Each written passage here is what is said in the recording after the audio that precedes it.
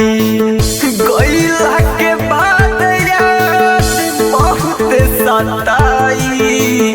गईला के बाद याद बहुत सताई।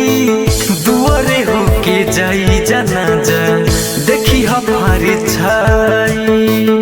दुआरे होके जाई जनाजा देखी हमारे छाई।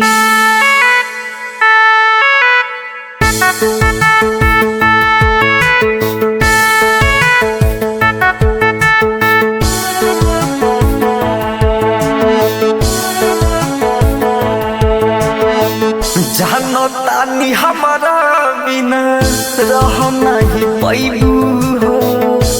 तू ही बताव कितना और सतैबू हो।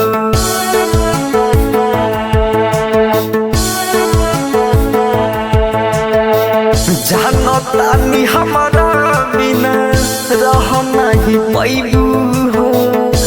तू ही बताव कितना और सतैबू हो। रोवता दिलवा कितना चुपाई।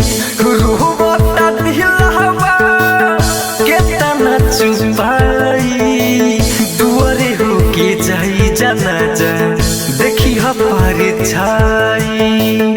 दुआरे होके जाई जनाजा देखी हमारे छाई।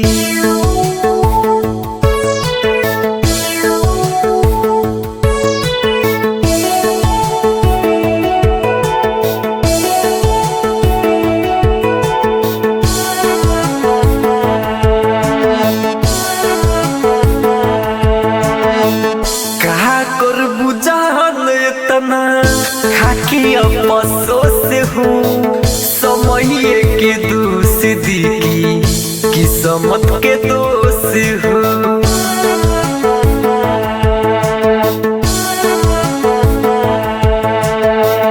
कहा कर बुझाल इतना खाकी अफसोस हूँ समय के दोष की किस्मत के दोष।